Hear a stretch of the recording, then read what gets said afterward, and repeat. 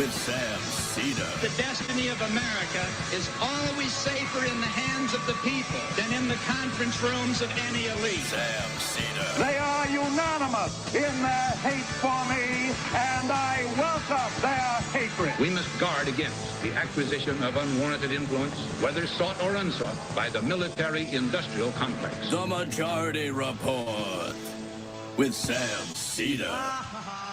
And I get the feeling you've been cheated.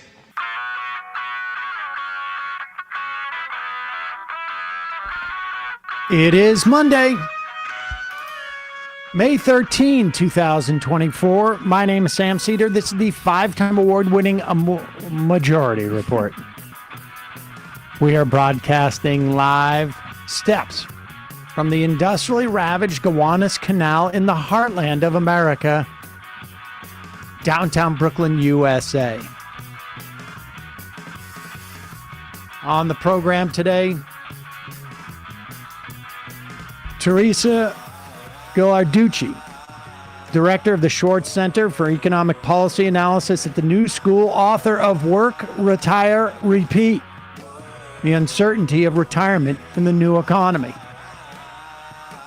Also on the program today, State Department issues a report waffling on whether Israel violated and is violating the Leahy Law. Blinken criticizes Israel's war effort and ends while Israel drives over 100,000 civilians from Rafah, now saying Palestinians need to re-evacuate from the north as well as evacuate from the south, leaving people wondering where they should go. Officer in the Pentagon resigns over the U.S.-Israel-Gaza policy. Two universities cancel speeches by the U.S. UN ambassador. A couple people walked out on Jerry Seinfeld. Gosh, he's going to be aggrieved about that until his dying days. Trump leads Biden in 5 of 6 swing states, according to a new New York Times poll. Bad. Michael Cohen testify in the Trump criminal trial today. And Senator Katie Britt cooks up a bill to create a federal pregnancy tracking database that she can observe from her kitchen. Not actually that last part. Voting starts today in Alabama. Mercedes plant unionization. Apple Store workers in Maryland vote to strike. And Congresswoman Nancy Mace having a legit meltdown. All this and more on today's Majority Report. Welcome, ladies and gentlemen. Thanks for joining us. It is Funday Monday. Somebody just said the Majority Report. Did you get a neuro link? No, I did not. Just, beginning of the week, I'm just not in the habit. Get distracted by things in the middle of that intro. How was your weekend? It was good. How was yours? Fine. Fine. All right, let's get to it. Don't care. Let's get to it. That's enough of the chit chat.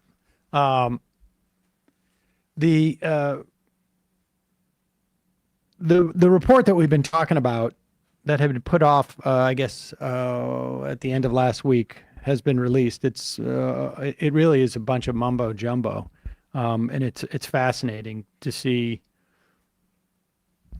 how, sort of thinly disguised it's running interference for the Israeli government and the U.S. government's providing of weapons. But here is Blinken speaking with Margaret Brennan.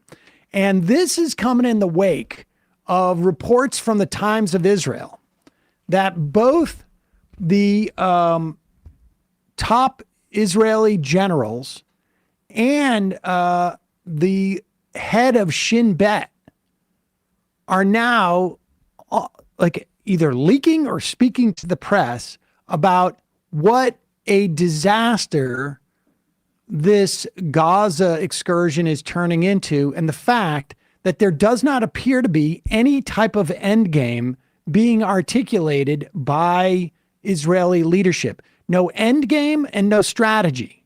And so the Israeli army apparently now is simply on its own, continuing to fight and look to engage Hamas where they can find it. And the fighting is restarted in the north, I guess, because there is no plan. It's just been have the army run around Gaza, killing people. And so Blinken obviously must be aware of this. And for whatever reason, I don't think it's a coincidence that it is being introduced in the Israeli press a couple of days ago. And now Blinken is sort of talking in the same way. About the way they're used. But here's something else that's critically important, Margaret. We believe two things. One, you have to have a clear, credible plan to protect civilians, which we haven't seen. Second, we also need to see a plan for what happens after this conflict in Gaza is over. And we still haven't seen that, because what are we seeing right now?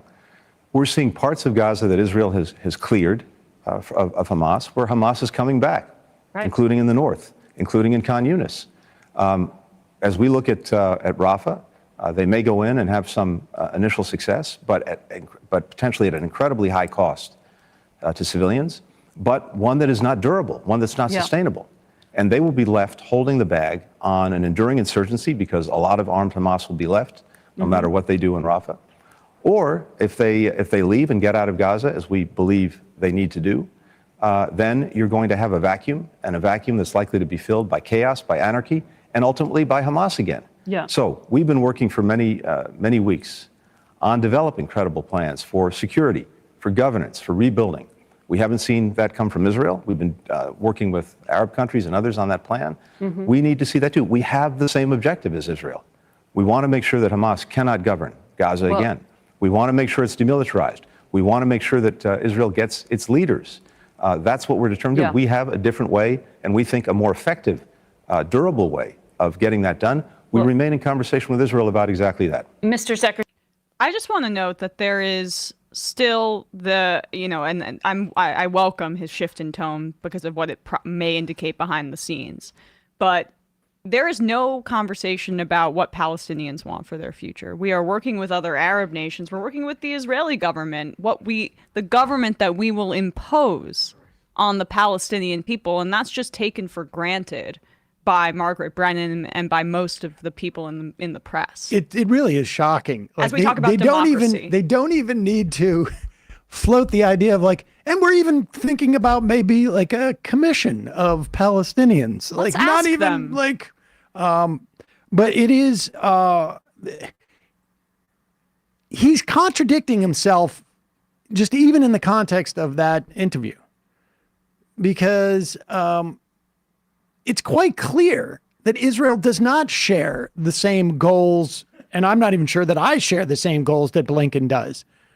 But this is not goal-oriented. Right. This is there is perpetual. A goal. There's a goal. It is perpetual. It is to not have it end. Yeah. And to have it simply just create a sort of a perpetual motion machine in Gaza, where their military just keeps bouncing around in there and immiserating and flattening Gaza. Process oriented, they call it. And a way of justifying the cutoff of aid, because the aid situation is really desperate now.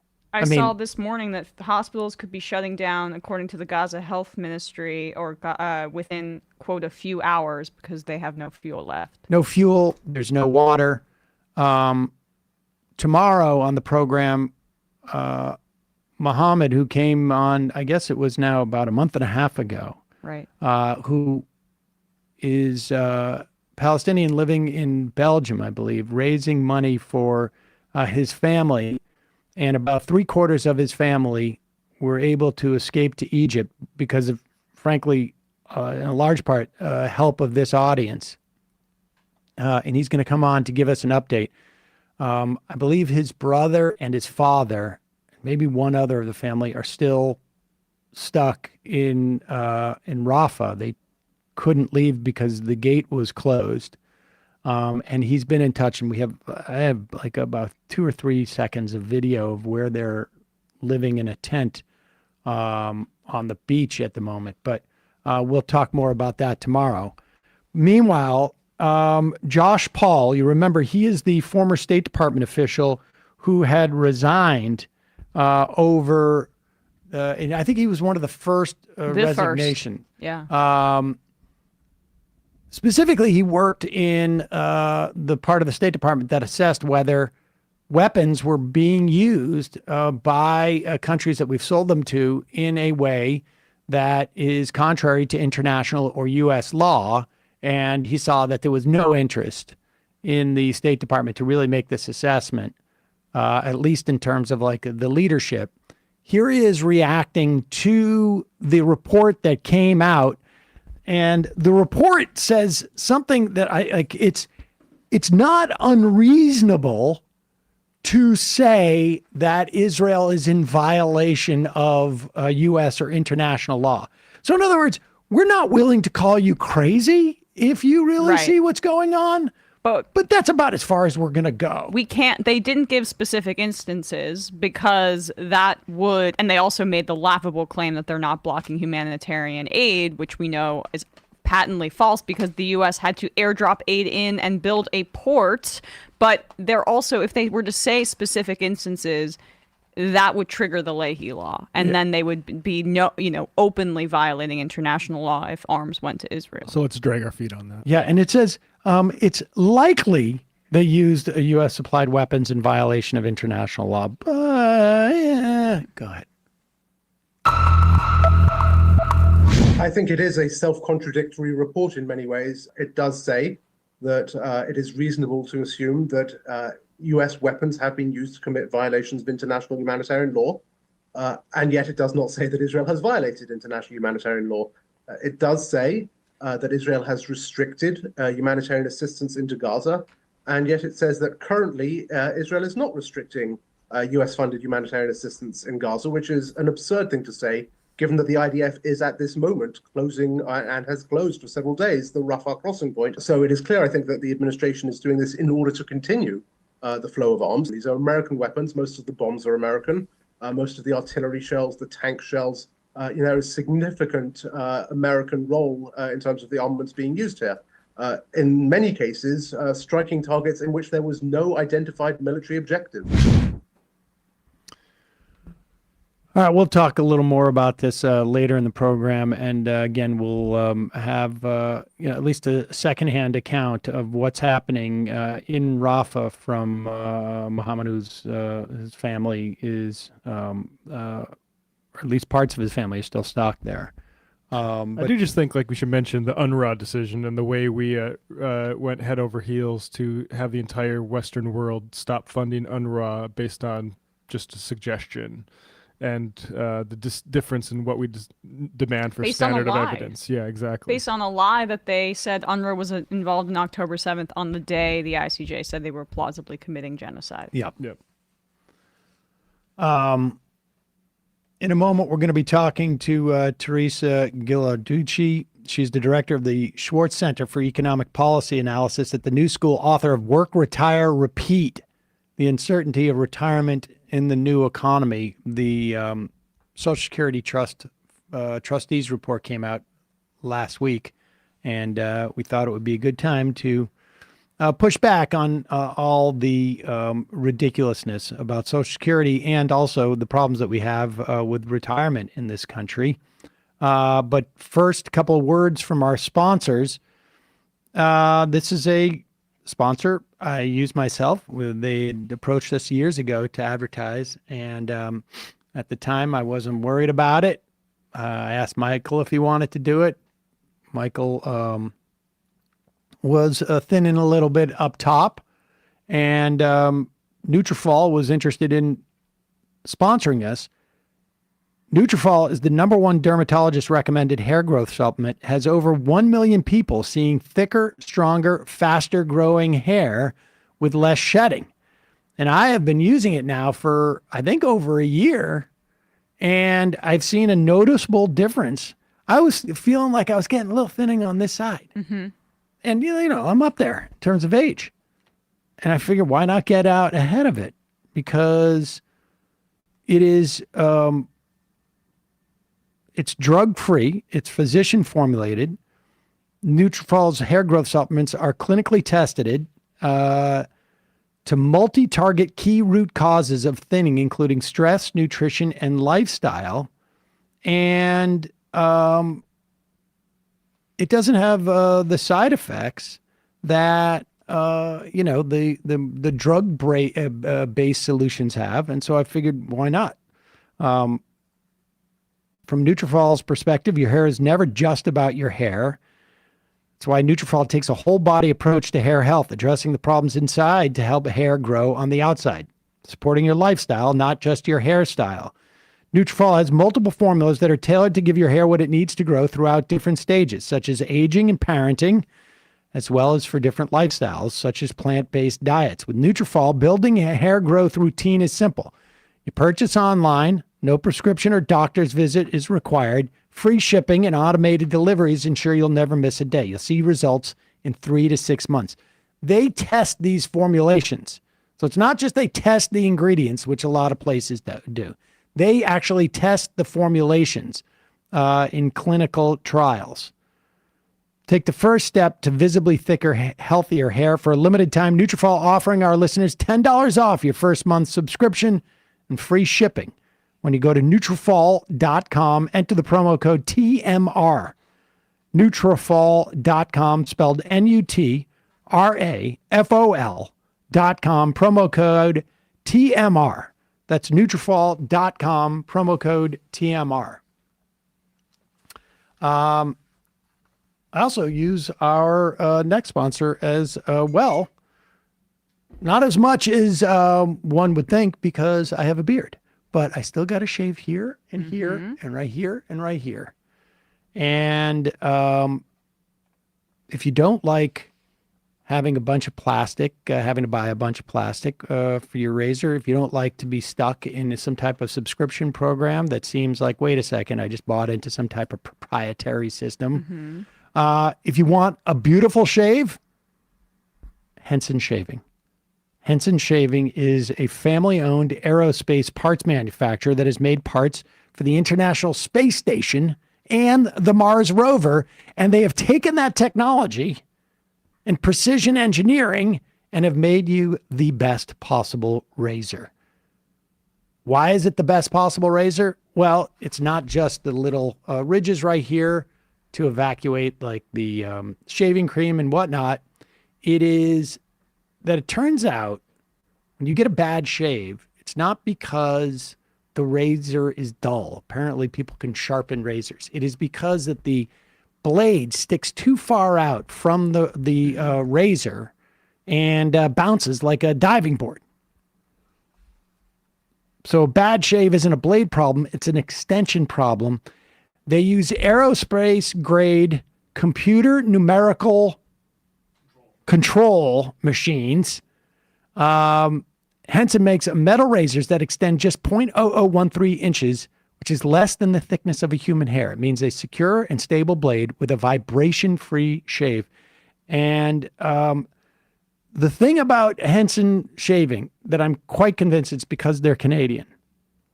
Sometimes the Canadians are a little bit just too earnest, is that they set out not to make the best razor business. In other words, one that locks you in with subscriptions that you have to keep buying every 6 months and whatnot. You forget that you have it, and then you break the razor. No. You buy this razor once. Reasonably priced, feels great in your hand. They have a couple different versions. And that's it. There is no proprietary blades. There is no planned obsolescence. It will cost you to shave for the rest of your life 3 to 5 years. $3 to $5 a year, I should say. $3 to $5 a year after you buy this razor, because it uses the old school dual edge blades. It's amazing. It's also an amazing gift because of that. And Father's Day is coming up soon. And frankly, I got this for my dad last Father's Day, by the way. He loves it. It's a great gift. And now, for our listeners, if you visit hensonshaving.com/majority, you pick the razor you want for you and use the code majority and put 2 years of blades into your basket, into your cart, and you'll get those blades for free. That's 100 free blades when you head to Henson, HENSON, shaving.com/majority. Use the code majority. Say goodbye to subscriptions and yes to razors that will last you a lifetime. Henson Shaving. Go ahead, check that out. We'll put the links in the podcast and YouTube descriptions. And quick break when we come back. Teresa Ghilarducci will be here to talk to us about work, retire, repeat.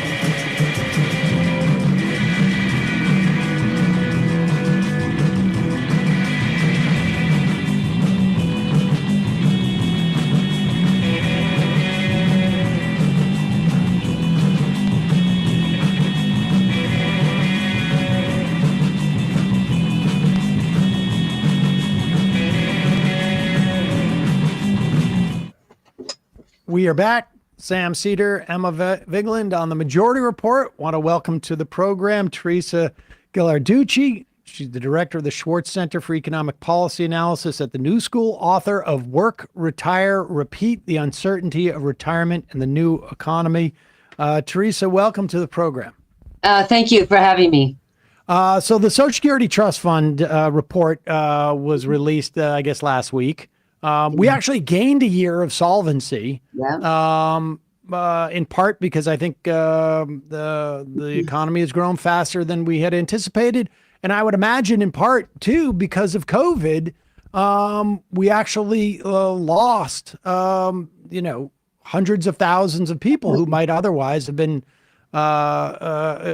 getting Social Security benefits. And we also have more people employed and paying into the system.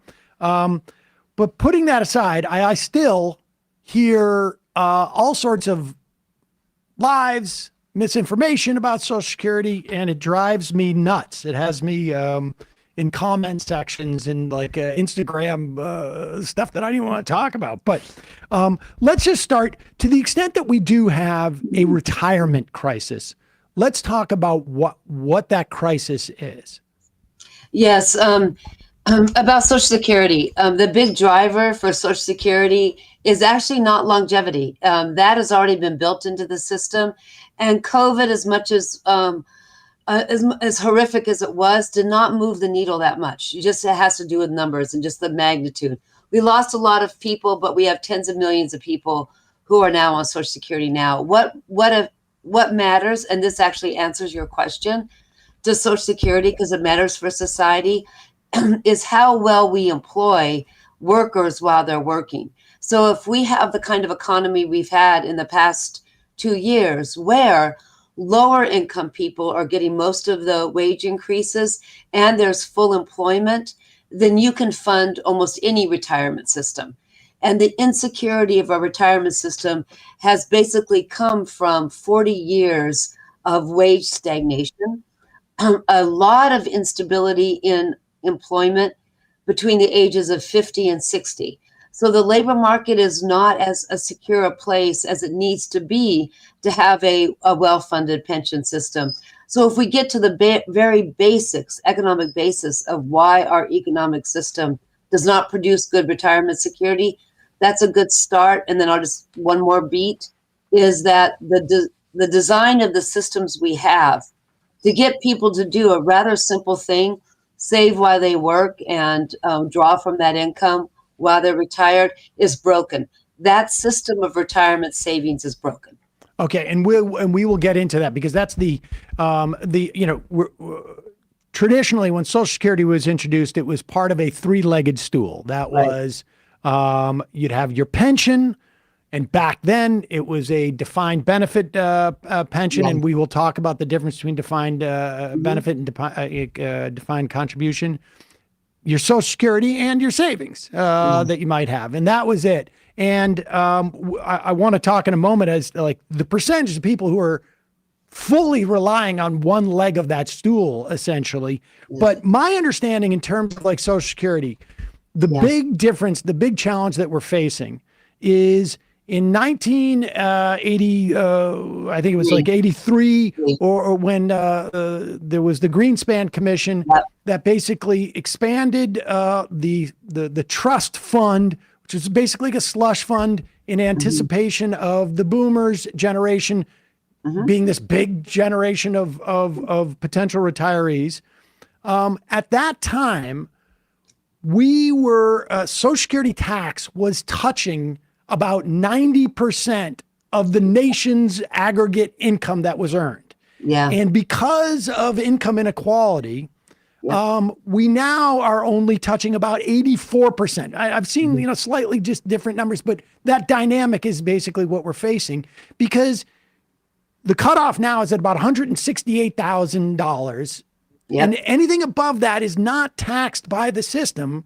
It's sort of an odd thing to do, but, and so many, well, not so many, but there's enough people who have so much money that is on the other side of that $168,000. So you have one person who's making, $1 million, and that means that there's not 10 other people who are making $100,000, as it were. That's right. That's right. A lot of money has escaped the Social Security revenue stream, since 1983. So in 1983, they raised the payroll tax, and it was going to be fine for the next 75 years if the trends that they assumed would happen. And they did not assume this great inequality of income. And so the income has grown for people who have incomes above the tax. Just to make this really concrete, I calculate every year, every New Year's, how many people have already paid their Social Security tax, have made $168,000 per minute, per second, per day. Elon Musk, if you count all of his earnings, earns that in about 7 seconds. So before he puts down his second glass to cheer in the new year, he's done. He's paid his Social Security tax.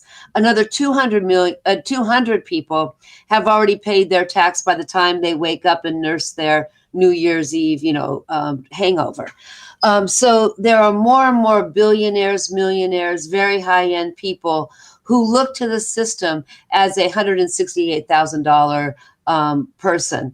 And if we raise that cap, I think that's what we're getting at, there's a lot more earnings and revenue we could get to the Social Security system.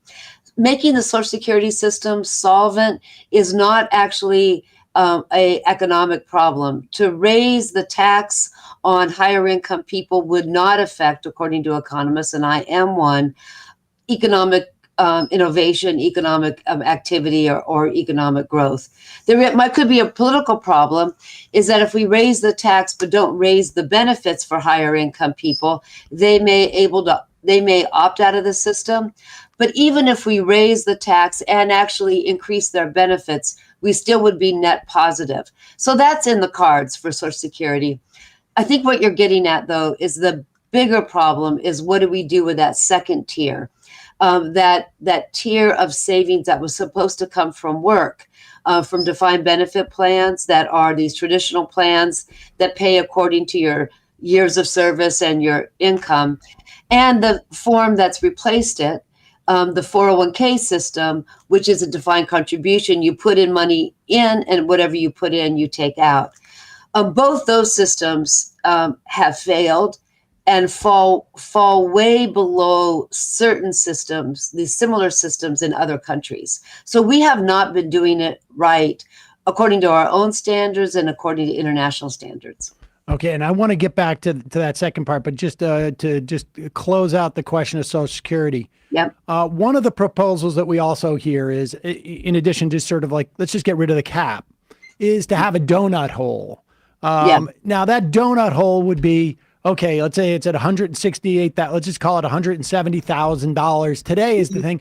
And then you wouldn't pay taxes on any wages that you earn from between 170 to, I don't know, 250 or 400,000. Yeah. That's just simply a political thing, right? I mean, Exactly. that's just, okay. And because the real money is not even in between 170,000 and 400,000. It's in the, I don't know, thousands of people. It's not many more than that who are making, you know, over $1 million a year or something. Or $168,000 a day, you know. Right. Yeah. I mean, it's crazy money. And again, I mean, I think like you have the data that shows it's not going to impact the economy in any way. There may be some, I don't know, capital flight supposedly, but I'm not terribly concerned about that phenomena either.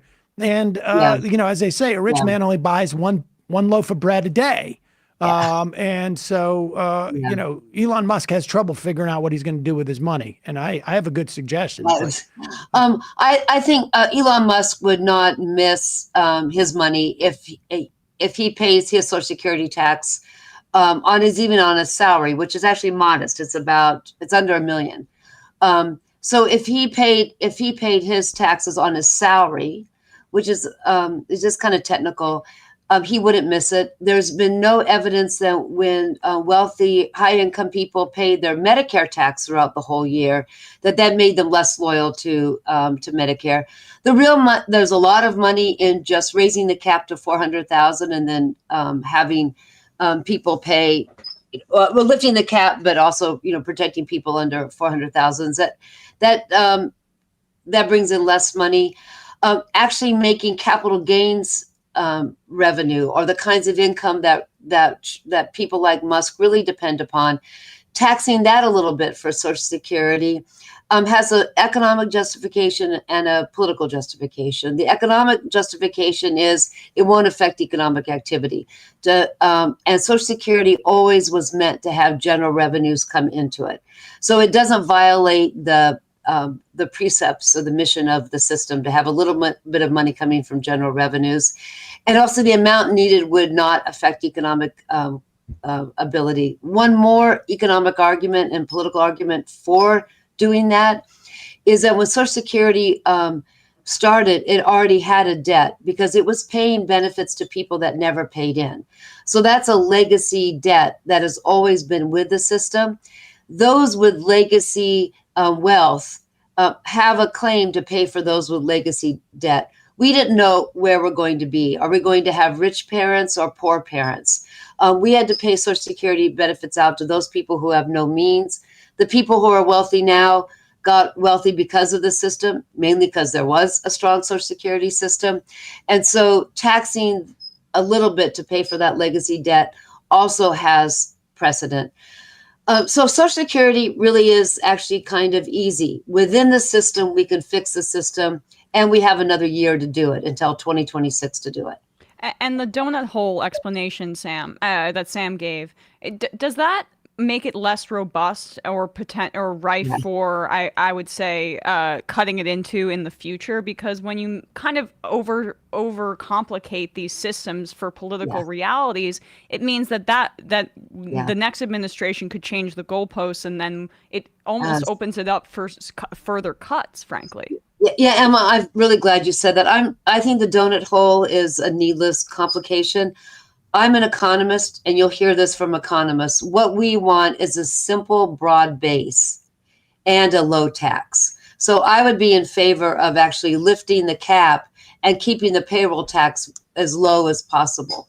What I really like about our system is that the taxes are low. It's only 6.2% paid equally on the employer and the employee side. And what that means is that workers and employers have an incentive to stay in the system. When you get into crazy tax rates like 25% or 30% in Italy or all these other countries we look to because they have a big, generous safety net, you're looking at economies where a lot of people actually avoid paying taxes. And so on paper, it looks like that they have a big social welfare state and they have taxes to pay for it. In fact, so many people are cynical about paying the tax because it's so high that they escape it. So I'm in favor of keeping the tax low, broadening the base, and keeping it simple. There's a really good economic and political argument for keeping it simple. All right, let's move on to the sort of the second part of that three-legged stool, and that and just to be clear, with defined contribution and defined benefit, it used to be we had defined benefit pensions, which meant you put in a certain amount and you're definitely going to get this amount back. Like, you know, if you're here for 25 years or 30 years and you retire, this is the amount that you're going to get in retirement. Defined contribution just says this is the amount that you're going to pay in, and what you're going to get out is really how lucky are you? Right. Yeah, stock market. Right. The defined benefit system was advance funded. It was guaranteed by the employer, and the employer took the risk of whether or not the market would go up and down. But that was a good place to place that risk, because the employer had a much longer term view. The employer didn't turn 65 or have to take the money out on one date like an individual does. There's a whole bunch of lives that the employer is insuring. They can stagger that liability withdrawal rate. And when you can stagger your liability timing, that means you can have a much more diverse portfolio to back that particular kind of liability. So the liability is over many, many lives with very, very different kinds of risk. That means, and you pool the money, so you have a big fund. That means you have some muscle in negotiating lower fees, and you have the ability to have a diversified portfolio. And ever since that William Sharp won the Nobel Prize about the importance of diversification, we know what we already knew in our bones, that diversification means that you can get a much higher return for much less risk. An individual can't do that. They only have one life. They can never go back and correct the mistakes.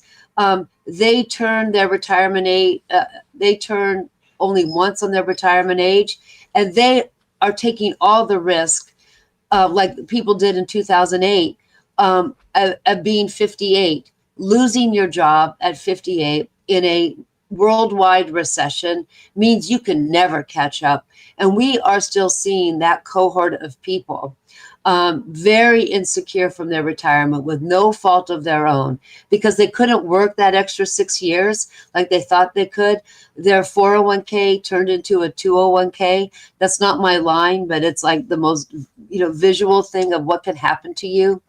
Or as I was testifying with a Senate committee back in February, and there was a worker from the UAW sitting right beside me, and she said it well. She said, my great-grandmother and grandmother and mother had a defined benefit plan, and they're living well or lived well. They weren't rich, but they knew how much money there was going to come in no matter how long they lived. And they were secure. They weren't rich, but they were secure. Me, I've worked for Ford's for 16 years, and my pension depends upon whatever the stock market's going to do whenever I have to retire. I have a lot more risk, and I want a defined benefit plan. And right now we have half of people who are 55 to 64 have no savings. Yeah, exactly. Going in. Now they have Social Security for the most part. Yeah. We have half of 65 and over living on $30,000 a year. Yeah. 1/4 of 65 and over living on $15,000 a year. I think about half the numbers, if I remember correctly, are living exclusively on Social Security. Yep. And then there's another 25% where basically Social Security is keeping them out of poverty. So 3/4 of American seniors are kept out of poverty essentially because of Social Security in one form or another. How extreme that poverty would be, would be, up for a slight debate, but technically poverty. And so we need that other. We need at least one other leg on this, benefit. Like, before we get to like what the potential solutions are, let's talk a little bit about like the retirement age, because the other big talking point we hear is we're living a lot longer than we used to. Yeah. Which in fact we're starting to head in the wrong direction in terms of that. But even if we grant that the average is we have a longer life, that we have a longer time in retirement, et cetera, et cetera. Will you talk about what the reality is of that and how sort of limited that statement is? Yeah, I actually wrote my book because of that statement.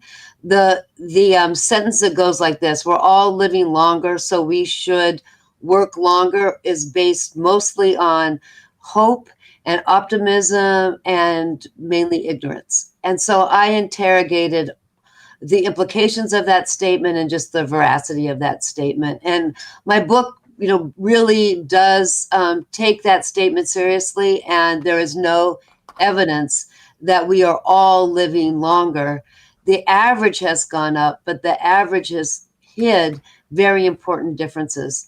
People who are likely not to have retirement savings are the ones that are going to be living the least, because the inequality of longevity and mortality has only gone up. Not only because of deaths of despair, the suicide, the opioid addictions that are affecting younger white men and women, that really brings down the average longevity, but because of the kinds of jobs that people in the lower 60% of the earnings distribution have. Jobs have not gotten any easier. I want to dispel that myth as well. And the people for whom the jobs have not gotten easier, their lives have not gotten longer. So we have a situation where we have the bottom 60% of our population having to work longer or look for work longer because they don't have the pensions, and dying sooner. So the upshot of that is an inequality of retirement time. There was an article in the New York Times today where the pictures say it all. And it's a picture of a mass of older people, just a whole bunch of over people. But some people are walled off from that mass of older people, and they're golfing and they're frolicking and they're in the swimming pool. But that tells it all, that there's an island of people who are living a retirement life, and the rest of us, especially the lower 60%, are having to work longer, or they're suffering what I call downward mobility. They were middle-class workers, and they are poor or near poor retirees. So the way to describe our retirement system is fragile and unequal. Okay. And so a lot of times what I hear, in addition to that sort of like misunderstanding that, in fact, if you're a lawyer, if you're a podcast host, chances are that your longevity is going to be has increased dramatically relative to the podcast hosts, I guess, of 50 years ago, or the lawyers of 50 years ago. But it's just not the case if you're working, you're on your feet more, you're doing 60% of the population. But what's your response, again, on the Social Security end, and then we'll get to how we fix, maybe come up with a solution for the pension situation, to people who say, well, let's means test it. Why is means testing a completely wasteful and useless idea in this instance? Yeah. Let me just say, correct what I said simply. almost everybody is living longer from 40 years ago, but the extra lives have not made up for the erosion of pensions. So they're not getting that extra life in terms of health or in extra retirement time. So, oh yeah, I just forgot your question. It was about the idea of like, well, why don't we means test it? If means testing. If lawyers are living longer, Yeah. why don't we make them get less benefits or something? Yeah. So a couple of reasons. One is political and the other is economic. If you means test a program, it becomes a program for the poor. And every program for the poor is a poor program.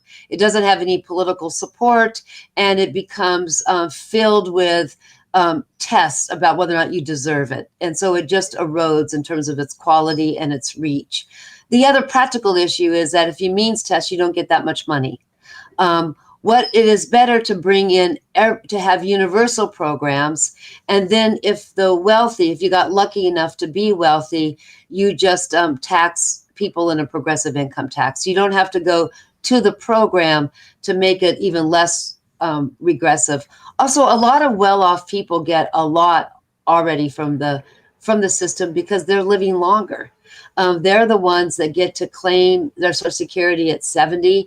You get a big reward to claim at 70, and then you live a longer life to get that 35% boost in your benefits compared to people who have to claim at 62. So the system is already pretty good to the well-off. To make it less good by taxing their benefit would make them just much more resentful and not get that much benefit. The best thing to do is just to lift the cap while they're working, to pay a little bit more into Social Security, and then you've actually gotten more revenue without eroding the universality of the system. Right. And if there's as opposed to clawing back any of those, you don't need to claw back the social, and it also would add just the expense in administering the program when you already have an IRS that basically functions as a means test for society, which is if you have high means, we take a little more from you. That's it. Take a little more on a different system. In Finland, I hate to bring up Finland because who knows about Finland? It's in Scandinavia and that's kind of imagined area. But, it's a capitalist society and people want to be rich. Their Social Security system has no means test and no earnings cap and no benefits cap. Rich people pay into the system and they get really, really wealthy benefits. And everyone loves their system.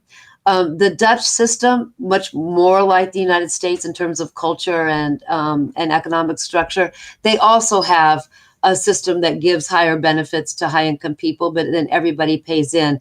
It's a little bit like our car insurance.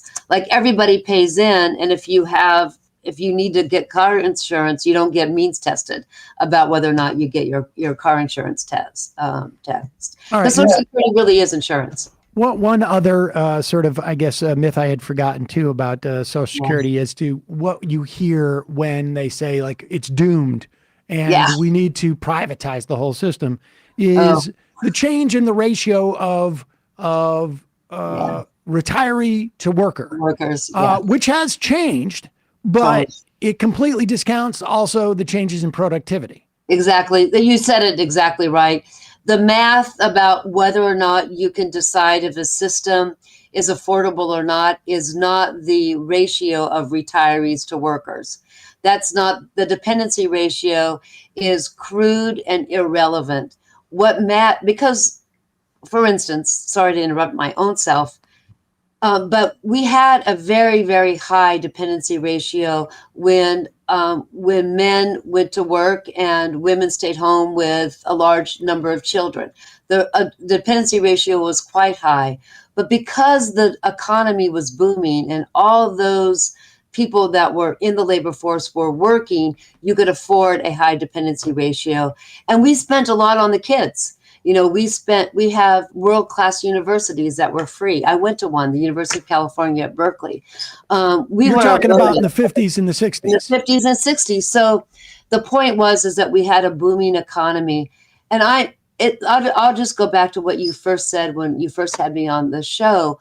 What makes a pension system affordable is how healthy your economy is for the workers in prime age, from 25 to 62. If we had full employment and healthy wage increases for those people, we could afford a dignified retirement for people over 62 or whenever they get superannuated, because it's different for every person.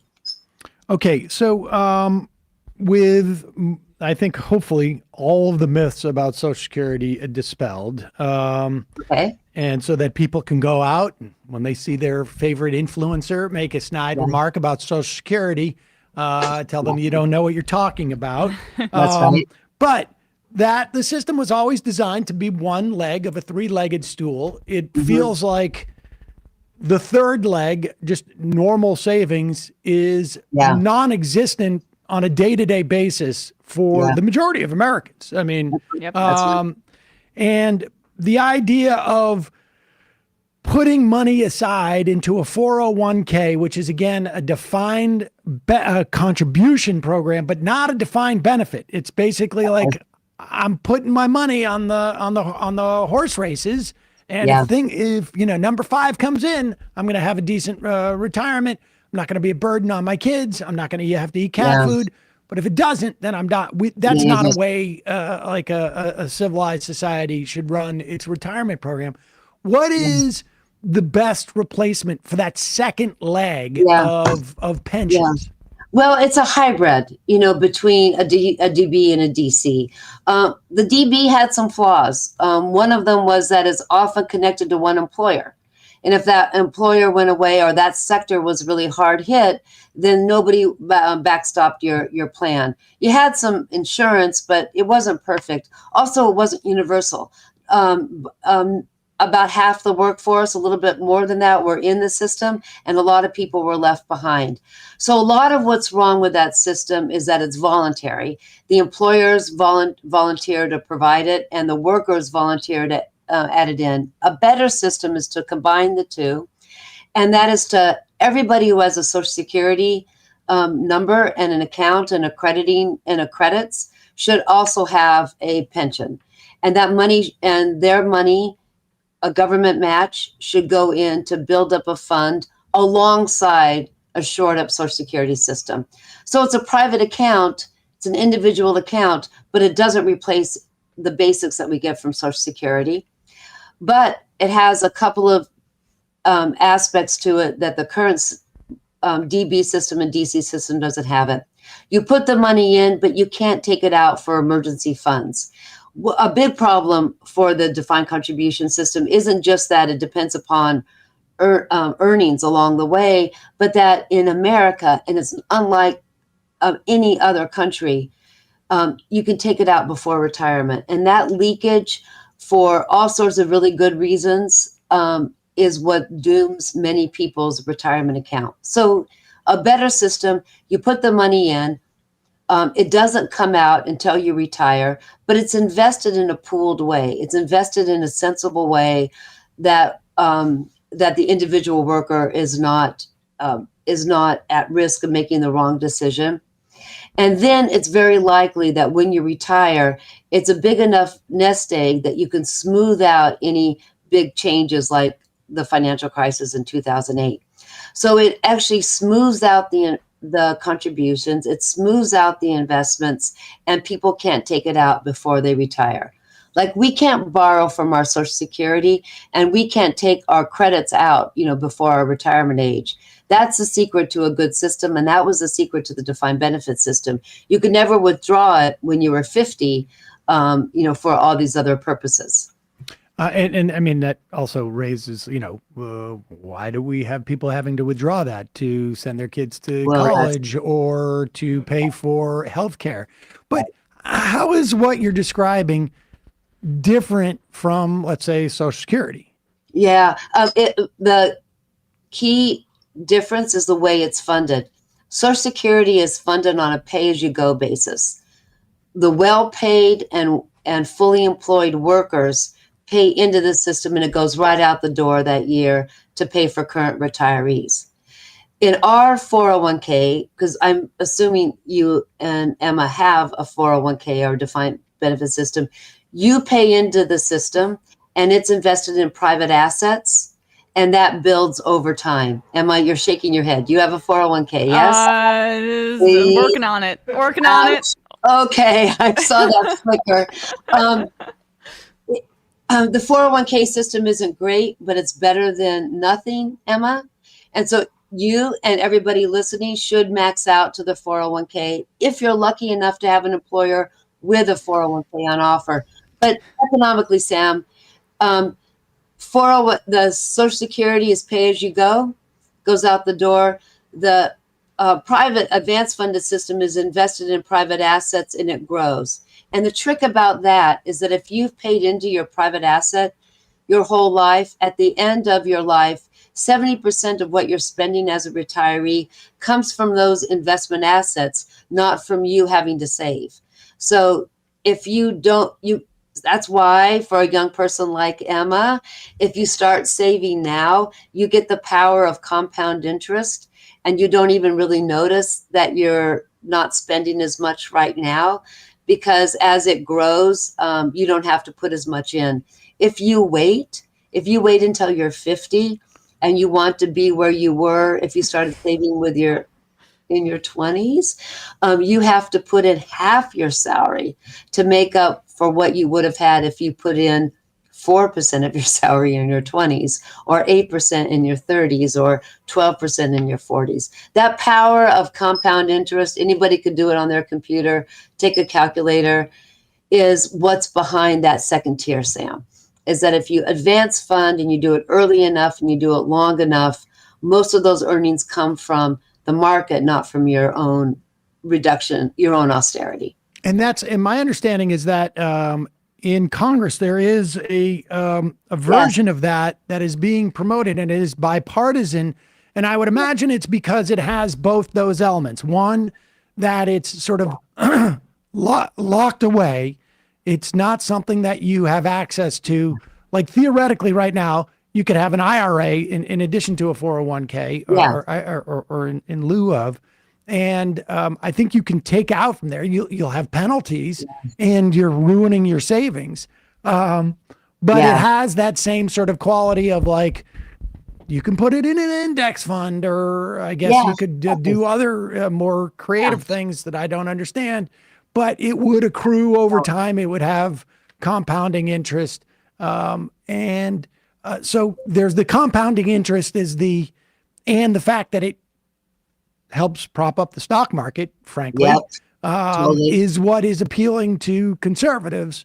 And the idea that you're protected, and it basically says, if you run into, issues later in life in terms of other expenses, society's going to have to figure out a way of providing for that rather than to steal it from your retirement. Sam, you're right. The Republicans like it because everyone's is involved in the capitalist system.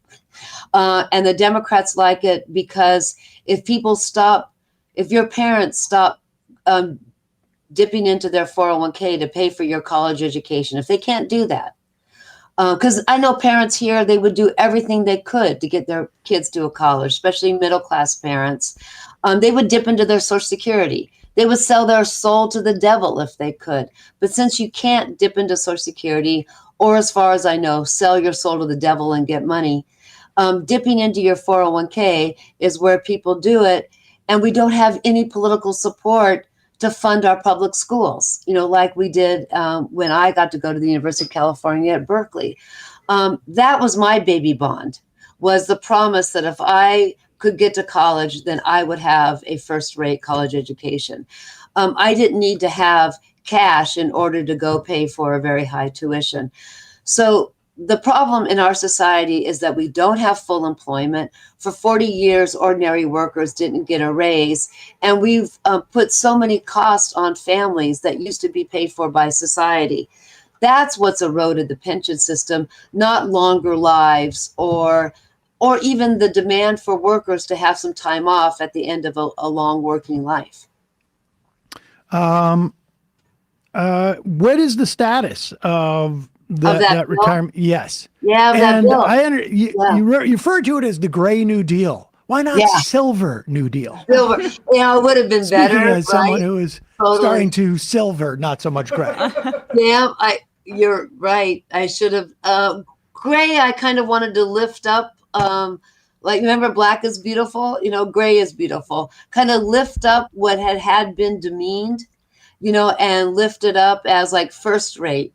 Silver had kind of a second rate aspect to it. I want to put gray up as lift rate. That's kind of the political aspect to it. So I get it. Fair. But gray is beautiful. Gray is beautiful. Reclaiming it. Right. I'm going to own it, even though I don't, because I know that age discrimination is real, Right. especially lethal for older women. So I'm maximizing and trying to do as best I can. So that's why I've aligned myself with Kevin Hassett, who was Trump's top economic advisor. We came together not on politics, like no way would we even be like in the same room, but we came together as economists wanting to have more security. He, because rich people are afraid of the pitchforks, of people not being involved in the system, really revolting against the system, and me because everyone deserves a dignified retirement after a long time of work. So this bill is that structure. Everybody's opted into, everybody with Social Security number has a private account.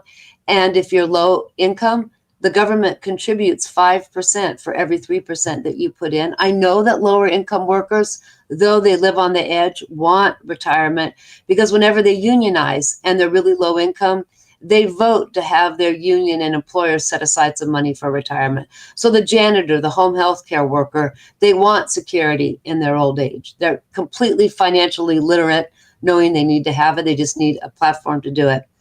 That bill had just got another Republican supporter because there's probably 35 Democratic senators who would support it. It's actually the Republican side that needs to be assured. So I think in this time, if this Congress wants to prove to the American people that they're worthy of having jobs, many of them do have gray hair, they do really well. And if they want to prove to the American people that they deserve their jobs, they actually may even pass something like this in an election year. That would be impressive. It would be impressive. Yes. Indeed. Teresa Ghilarducci, director of the Schwartz Center for Economic Policy Analysis at the New School. The book is Work, Retire, Repeat, The Uncertainty of Retirement in the New Economy. We'll put a link to that at majority.fm and in the podcast and YouTube description. Thanks so much for your time today. Really appreciate it. Thank you very much. Thanks It was so really much. great talking to you. Yeah. Emma, go save. Okay. Thank you. Sign up. It's We're going May. to be doing a You're right. We're going to be doing a IRA and retirement forum at the Intervention. Missouri Port offices. Yes, indeed. We can do an intervention, bring in all the people like Bradley or Matt or everybody else into the room, and we'll do an intervention. All right. Oh, that Well, was we may making be the in touch. pants I needed We may for be in sure. touch. Yes. All right. Bye. All right, folks. God, I gotta get on that. I just turned 30. What the hell? Nice to have a guest leave you in an existential panic. Oh my God. I didn't start until I was around in it, but it was only because I had at that time a business manager. Well, and the guy, I'll go get one he of wasn't those. actually a business manager. He was an accountant. He was trying to make me his business. He wanted me to be my business.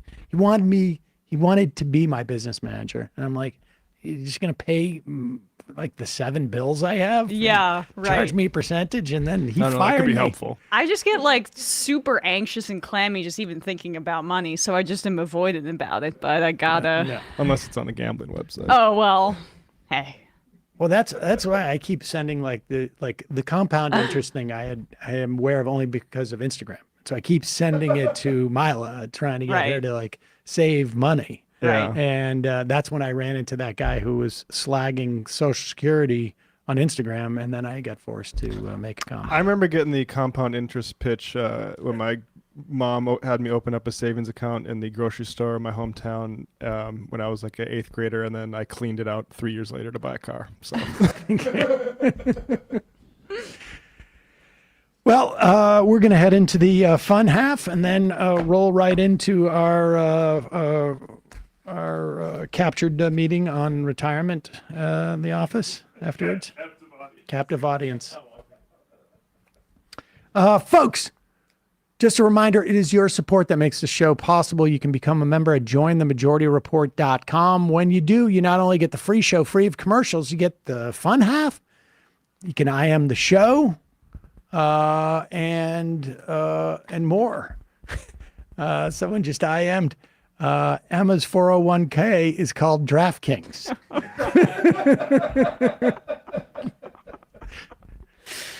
You haven't heard of that? You have a new. You haven't heard of that firm? You have that DraftKings plan where it's like with every bet, 3% of it's put aside for savings. I mean, listen to the disclaimer. It says it's safe and secure. That's what they tell me 40 times per commercial break. Listen after the show for some more hotlines.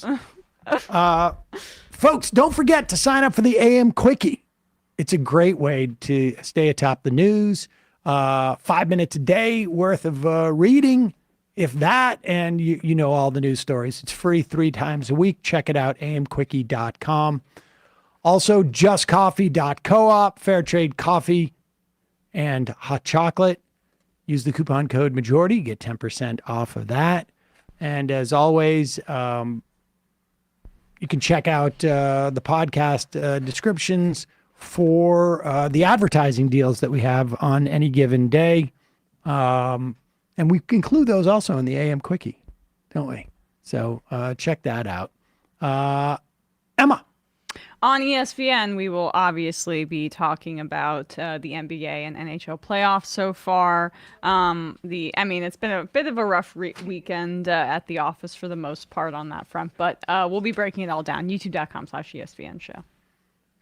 Matt, Left Reckoning. Yeah, Left Reckoning, we had a Sunday show for patrons where we talked about Vivek really debasing himself to let a racist be a racist. That was amazing. Kathy Hochul talking about how black kids in the Bronx don't know the word computer and AI can teach them it. And also, edgelord in Texas is in a Republican primary and is in hot water because he made a offensive joke about veteran suicide that his Republican opponent is using against him. So it's kind of the risk of being a podcaster and content creator when you want to run for office. So check that out, patreon.com/Left Reckoning. Take a quick break. Fun half. You are in for it. All right, folks. 646-257-3920. See you in the fun half. Oh, no.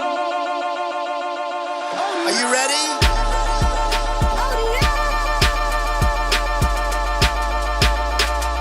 Who sent us this?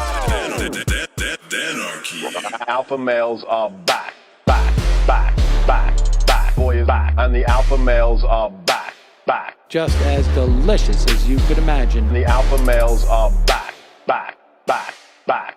Boy is back. And the alpha males are back. Just want to degrade the white man. Alpha males are back. I take all of it in my throat. Alpha males are back. Snowflakes says what? The alpha males are back. You are a madman. And the alpha males are back. Oh no, Sam Seder! What a fucking nightmare! Bring back DJ Danner. Yeah, or a couple of them. Just put them in rotation. DJ Danner. Well, the problem with those is they're like 45 seconds long, so I don't know if they're enough of a break. That's fucking nonsense. You see white people doing drugs, they look worse than normal white people, and all white people look disgusting. And the alpha males psych. Fuck them. Snowflake says what?